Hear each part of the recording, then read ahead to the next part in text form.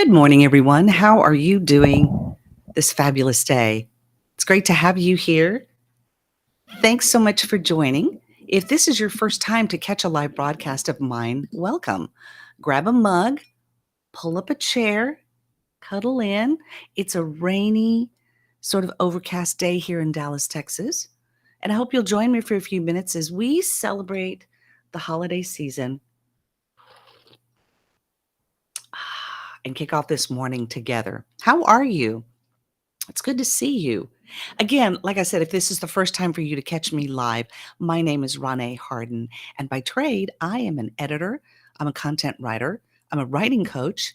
I love to help people craft their stories and share their stories with folks in book form or in articles or in blogs or however you want to share your content. And so this is the first broadcast of December for me. I'm back after being out and about traveling. Spent last weekend in Atlanta, had a wonderful time at a tour stop, actually, from a very famous former First Lady. It was a fabulous time. I'm going to grab my book. Hang on just a second.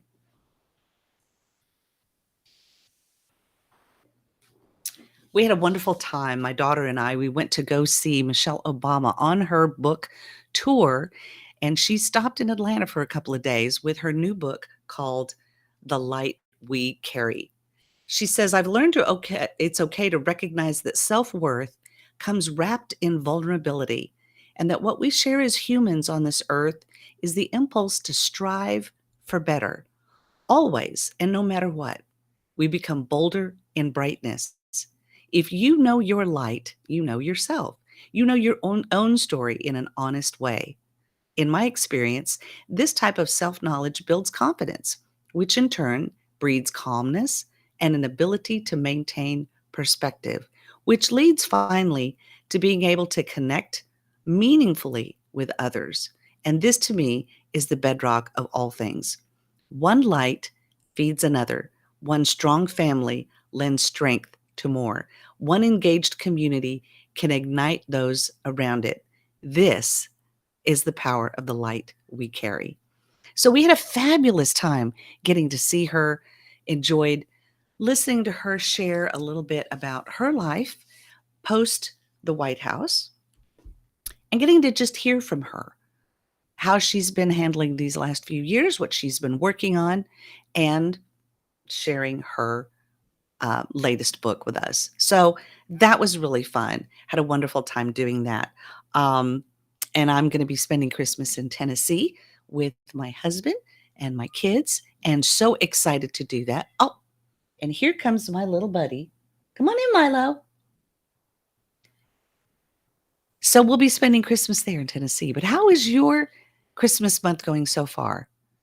I don't know about you, but for me, it feels like it has been full speed ahead. We get through Thanksgiving, we're allowed to play Christmas songs, right? And so one of my favorite Christmas songs is Carol of the Bells. Christmas carols, the old songs that have been around for so long. Oh, Miles, do you like that one too? I like that song. And in keeping with what I always do every broadcast morning is I feature a different mug from my coffee cup collection. And this one has a sleigh, and it also has, oh my goodness. Okay, Milo. Hi. Good to see you. Milo's doing his early morning I need you dance, huh? It's good to see you, Miles. And my morning mug is one of good tidings. Oh, thanks, Sherry. Good morning. You like the holiday mug? Yes, I do too. It has good tidings of cheer. It has musical notes on it, right?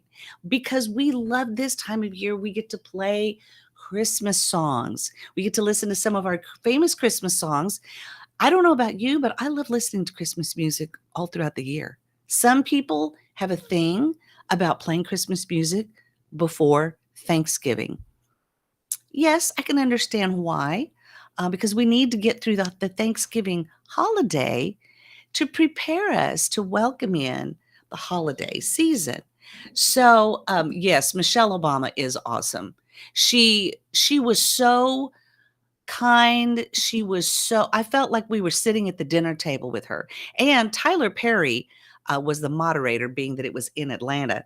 Well, put your behind down, please. Thank you. Sit down. Sit down. And so, it was great. It felt like we were sitting at the table together. And so I hope you feel like you're sitting at the table with me. We're sharing a cup of coffee. We're watching Milo be Milo. Hi, Milo. Hi, Milo. Right? And getting to share some time together. All right, Miles. That's enough. Thank you.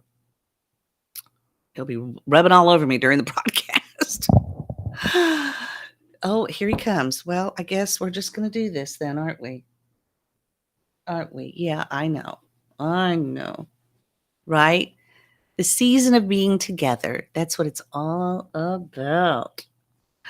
Well, Christmas songs. What are some of your favorite Christmas songs? I love "Oh Holy Night." I love O Come Emmanuel." I love "Silent Night." So many great Christmas songs. But have you ever thought about the stories and where those songs come from?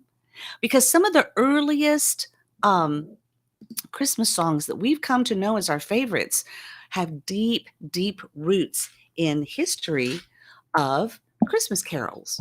So did a little bit of history looking up. I wanted to know where these some of these songs came from. What is the oldest one? So some music that is associated with Christmas is thought to have had its origins in 4th century Rome in Latin language hymns such as Veni Redemptor Gentium. By the 13th century, under the influence of Francis of Assisi, the tradition of popular Christmas songs in regional native languages developed. Christmas carols in the English language first appeared in a 1426 work of John Audley, an English chaplain who listed 25 carols of Christmas, probably sung by a group of wassailers who would travel from house to house. In the 16th century, various Christmas carols still sung to this day include The 12 Days of Christmas, God Rest Ye Merry Gentlemen, and Oh Christmas Tree. It's when it first emerged. Music was an early feature of the Christmas season and its celebrations. The earliest examples are called hymnographic works, such as chants or litanies, that were intended for liturgical work in churches, both of the Feast of the Nativity and the Theophany, many of which are still used in the Eastern Orthodox Church. The 13th century saw the rise of the carol, written in the vernacular under, again, the influence of Francis of Assisi. Now, a Christmas carol is a carol, a song, right, written in the tradition of the theme of Christmas. And sometimes the word Noel, the French word Noel, is used because these are carols of French origin. And, there's a wide variety of them now. There's liturgical music, there's Carol of the Bells, which I absolutely love. I'm going to see if I can do this and without getting in trouble from Facebook or YouTube. But I think if it's on YouTube, probably not going to get in trouble for it. If it's free, but I'm going to look up one of my favorite songs because it's so beautiful. And this one always, I don't know if you were ever in a choir, if you ever sang in a church choir, but I love Carol of the Bells. Let me see. So this is, here we go. Is that a version that I want to sing? Let's see. And see if you can hear this.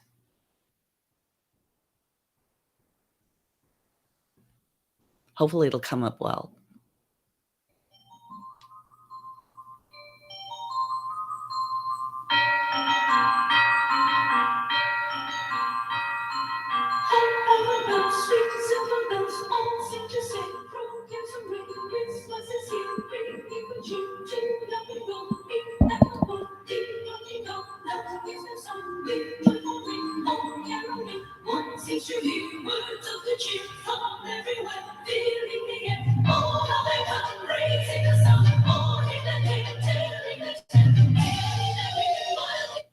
I love that.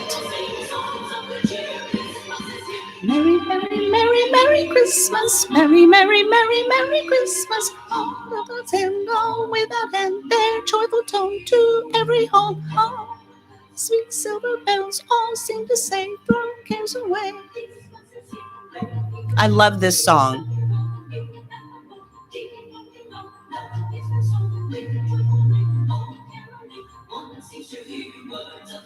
From everywhere, filling the air. Oh.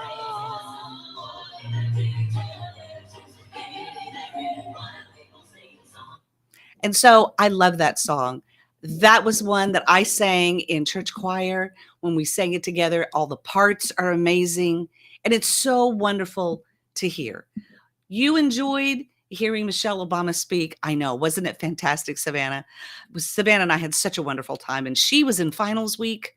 So this was a nice respite for her to kind of take a break for 48 hours and get away and hear her. And so I don't know about you, but I have certain Christmas songs that when I hear them, just bring such joy to my heart. It makes you feel the spirit of the Christmas season, right?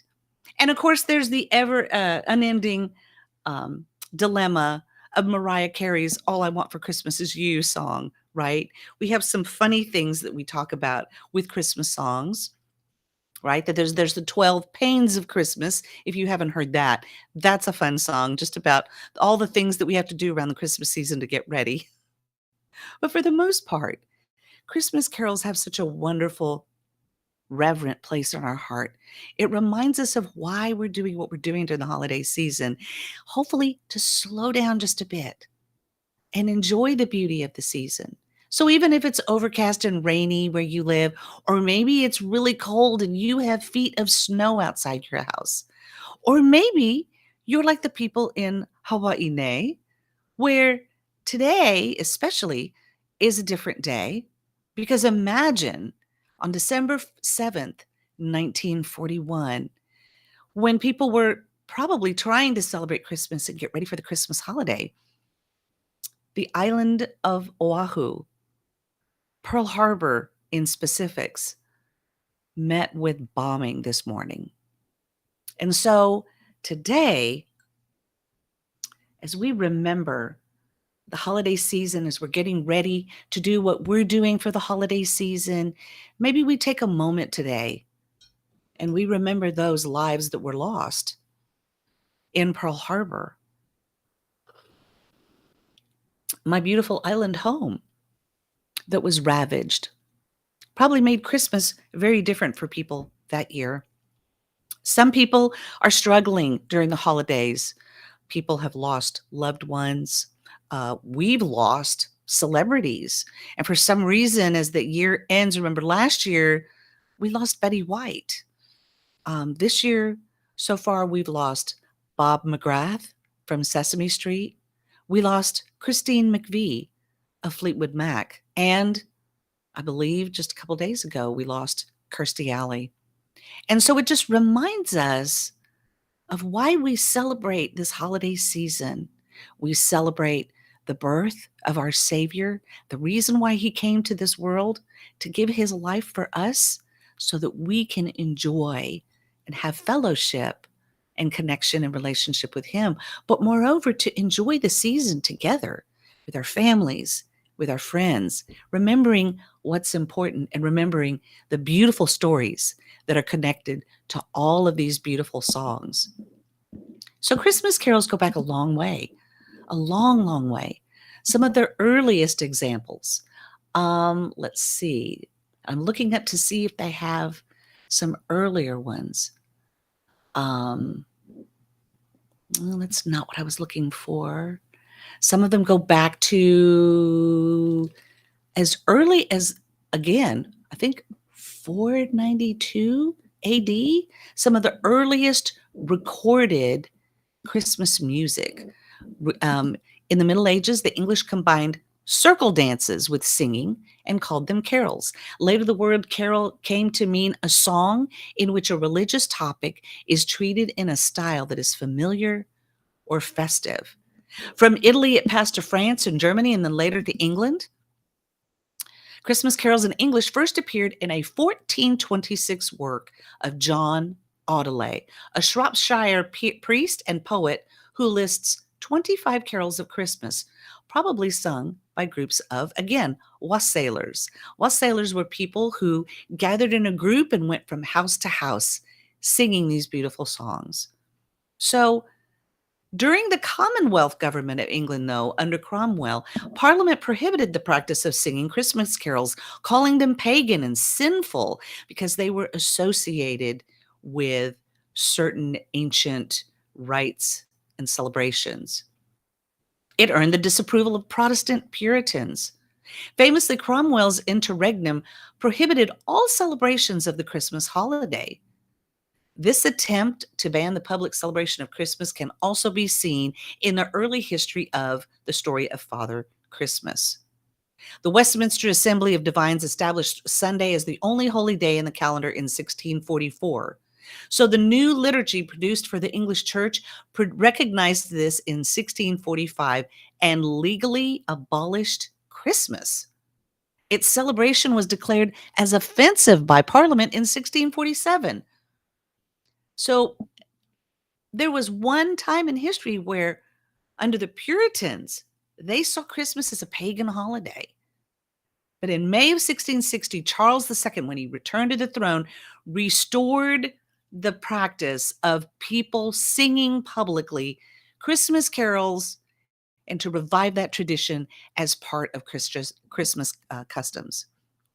Then, of course, the Victorian era saw a surge of Christmas carols that were associated with a renewed admiration of the holiday. So it brought us songs like Silent Night, Old Little Town of Bethlehem, and O Holy Night. The first Christmas songs associated with St. Nicholas or other gift bringers also came during the 19th century that included Up on the Housetop and Jolly Old St. Nicholas. Many older Christmas hymns were then translated or had lyrics added to them during this period, particularly in 1871, when John Stainer published a widely influential collection called Christmas Carols New and Old.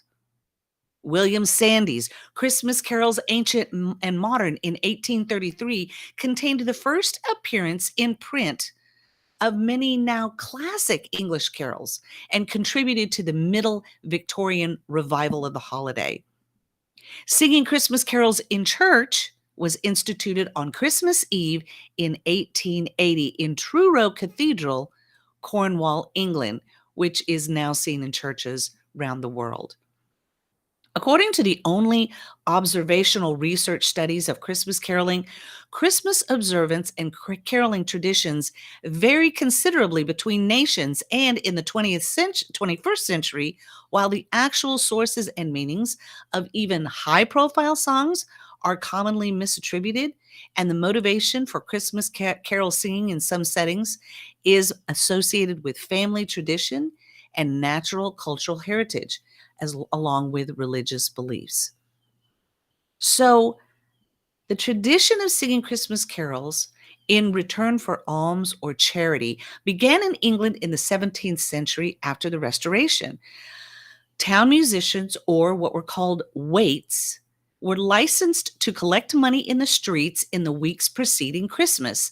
The custom spread throughout the population by the 18th and 19th centuries up to present day. So carolers would gather and sing at their homes, raising money, raising alms for charity. So also from the 17th century, there was the English custom, predominantly involving women, of taking a wassail bowl, and wassail is it's a beverage that was made of hot mulled cider, right? So you have mulled cider or wine combined with spices and warmed, and they would drink this as they would go caroling. So they were called wassailers. So the women would prepare wassail and bring it to their neighbors to help solicit gifts. So despite this long history, many Christmas carols date only from the 19th century onwards, with the exception of songs such as the Wexford Carol or God Rest Ye Merry Gentlemen. Um, and so all of these songs are rooted in traditions. Again, like I said, the first song we can find was written in 1492, but caroling mostly took place in the 16th, 17th, 18th, and 19th centuries. And then again, we're in Advent series, celebration, where we're counting down the Sundays up to Christmas. So the importance of Advent and the feast of Christmas tide within the church means that there's a large repertoire of Christmas music that was specifically composed and performed in church to celebrate the Christmas story, right? So this is a season and a time, a creation of stories and song that were written around this specific holiday season. I don't know about you, but I have some favorite Christmas carols that I love. And if I can find it here, I have a Spotify channel that I've created, a Spotify playlist with some Christmas songs. Let me see if I can pull that up because I would love to share that with you. And if you follow me here on this page, I'll be sharing this song, this playlist with you so that you can hear some of the great Christmas music I've put together.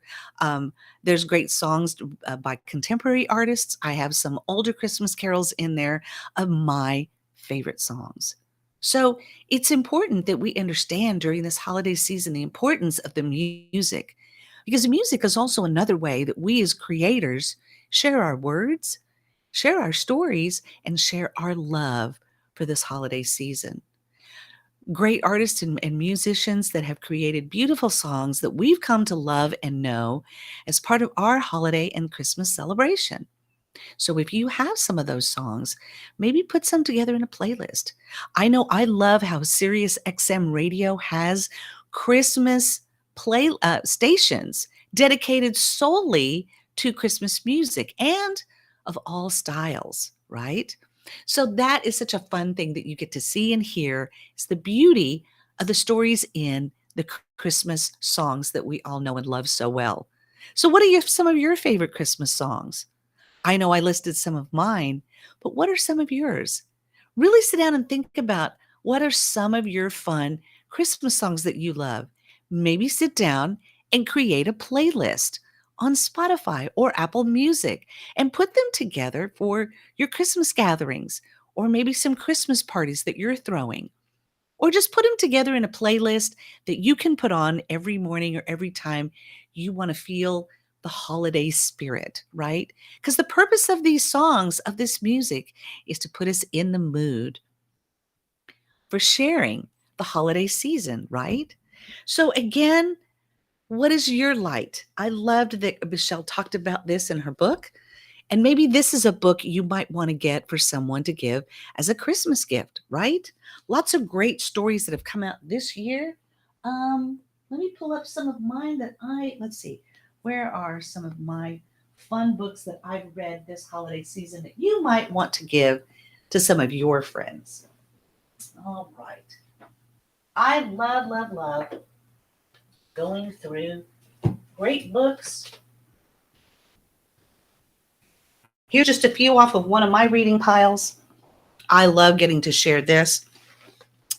But in my book club, we shared this book. It's called A Bigger Table, Building Messy, Authentic, and Hopeful Spiritual Community. It's an interesting take on looking at how we are become more inclusive, more loving, more kind, on helping people who are struggling with where their faith is, right? We talk about the holiday spirit. We talk about the Christmas season. We talk about the birth of our Savior. But to some people, they may not understand this concept. They may not understand it, especially when we live in politically turbulent times. So what about gathering some friends and neighbors around your table? Maybe bringing them together to celebrate this holiday season. Or maybe you're getting together with your extended family this holiday, and things have been a little tense, again, given with all the opinions that are flying around. But maybe this one time of year, maybe this one time we can gather around the table and build spiritual community and celebrate the holiday season. Another book that I have that I can't wait to get into is called You've Been Chosen by Sent Marshall. Sent Marshall is with the Dallas Mavericks. She is the woman behind leading the Dallas Mavericks. And she grew up in Northern California in a housing project with a violent father who broke her nose, but also a strong, devoted mother who kept her family fed and focused, reminding him it's not where you live, but how you live. And so this is a story because Marshall calls the good, the great, the bad, and the ugly parts of her journey through both cancer and everything that led up to it. Along the way, she tackles the tough questions that we all face. What will I do with what I've been given? How will I respond to challenges with both grace and grit? Where will this new path take me if I keep moving? And how can I offer something good back to the world? Books written by strong, amazing women telling their stories and bringing those stories to the world. I love that.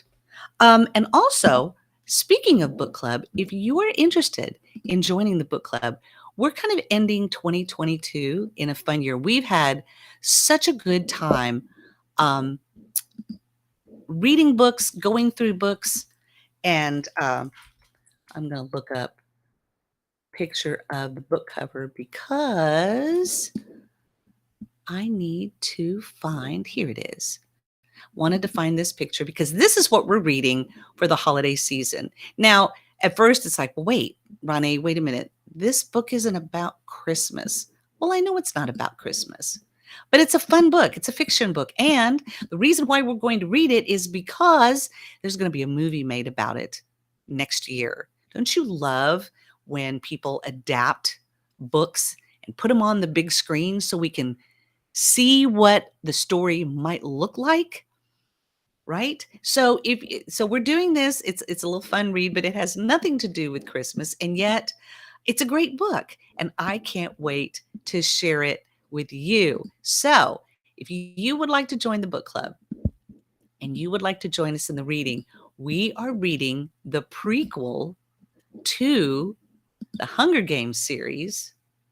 And if you're familiar with that story, you get this here on the screen. We are reading The Ballad of Songbirds and Snakes. Oh, I love how that popped up. Look at there. That is so cool. So, The Ballad of Songbirds and Snakes. We're going to be reading this book as part of the book club. So, if you want to join us, this would be a great month. We're wrapping up 2022 with a great fiction book, right? And I'm excited for 2023. I already have planned out the first 6 months of next year for our book club, and I can't wait. There's so many great books out there to read. And so we pick one a month and read them together. And I'm so excited to share this one with you. So grab a copy. You'll want to join us because this is going to be an eventful book. And if you're not familiar with the Hunger Games series, this is a great time to join in because you can join us for the prequel. Suzanne Collins wrote the prequel after she wrote the Hunger Games trilogy. So if you're familiar with the story, but have never really read the origin story of President Snow and finding out more about how the Hunger Games came to be and how they were in the original story, this is the book for you. And this is the month for you to join. So, how do you join the book club? Well, let me share that with you as well. You can join the book club, or you can let me know if you have a story that you're interested in sharing. Oops, look at there how it popped up. You can join right here, roneharden.com/contact. You can let me know if you have any questions about any of the books that you saw me share. If you have a question about compiling your own book, maybe you have a story or something that you've written that you kind of want to have help on. I don't know if this is, if I'm going in the right direction. Who would be interested in this? I have a story idea, but I don't know how to develop it. Or maybe you've written something and you just want to get some feedback on where you are in the process, definitely let me know. I love helping people craft their stories and format them and share them in a way that gets it out there in the world. Maybe you're not ready to write a book yet, but maybe you want to start a blog. Or maybe you have some blog content, but you want to divide it up and see how it'll work posting in. Or maybe you've written some articles. Maybe you have something that you've prepared for your company or your team at work that you want to share. Maybe you want to put together a fun family newsletter for the holidays and get that out to your family and friends. Whatever you have, let me know if I can help. I would love to help you do that. And more importantly, if you want to join the book club, you can do so. We've got this fabulous book that we are going to embark on for December, and I can't wait to share it with you. I love how these little things are popping up on my screen. So glad that I can do that. That's so helpful. So again, would love to have you join us. Please feel free. We're going to watch it pop up again. Ready? Oop, there we go. RoneHarden.com/contact. If you have questions, let me know. If you would love to schedule a 30-minute coffee appointment with me so we can talk about your writing goals for 2023. What are some of your writing goals? Maybe you do have a song or a piece of music that you've put together that you would like to share with others. How do you do that if you've never done it before? And not just posting on social media, because it can get buried on social media, right? Unless you have a strategy for how you're going to share your content. So let me know. I would love to help you. And again, join us for the book club reading of The Ballad of Songbirds and Snakes. I just, guys, I can't get over how awesome this looks on screen. New feature that I just discovered this morning on the broadcast. So I love when those things get to happen. Well, guys, thanks for joining me. Those that joined me live, thanks for popping in here. If you're watching this via replay, thanks for taking the time to take a few seconds and just join me for coffee. I hope you have a fantastic day and have a fantastic holiday season. Join me next week as we sort of wrap up the holiday season, right? We're going to be talking about tidings of comfort and joy because this Sunday is the season of Advent where we celebrate joy. Joy. Have joy during the holiday season. We're going to be talking about some of the top holiday gifts that have been coming around that I've been seeing, and then we're going to be celebrating. So I hope you'll join me every Wednesday this month as we celebrate the holiday season, celebrate Christmas together, and then talk about our writing goals for 2023. Did you make some goals for 2022? Because we've got, I don't know, how many weeks left to 2022? And so maybe you met your writing goals for this year. Maybe you have some goals that might translate over into 2023. That's okay as well. But if you do have some great writing goals that you want to work on for next year, let's talk about those.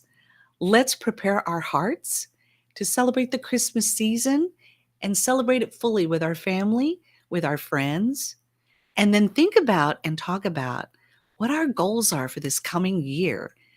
What would you like to see happen? How do you get that to come to fruition? How are you going to make that possible in 2023? Well, I want to help you do that. And we're going to be talking about that because I've got some goals as well. I'm still plugging along and writing on my book. God help us, we'll get it published next year. So I want to help you do the same.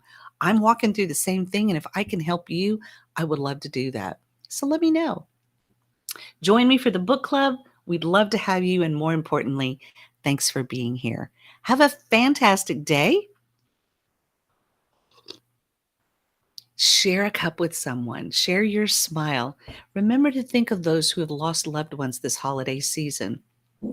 Celebrate and honor our military veterans and those serving, because especially those who were lost, during Pearl Harbor. This is Pearl Harbor Day. This is the day that people in Hawaii are remembering and honoring those whose lives were lost, those who paid the price so that we can live in the country that we live in to celebrate our holiday season.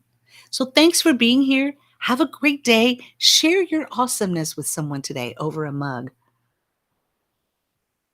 You never know the difference you can make in someone's life, and you've made mine special today just sharing a few minutes with me. Take care. I'll see you back here next Wednesday.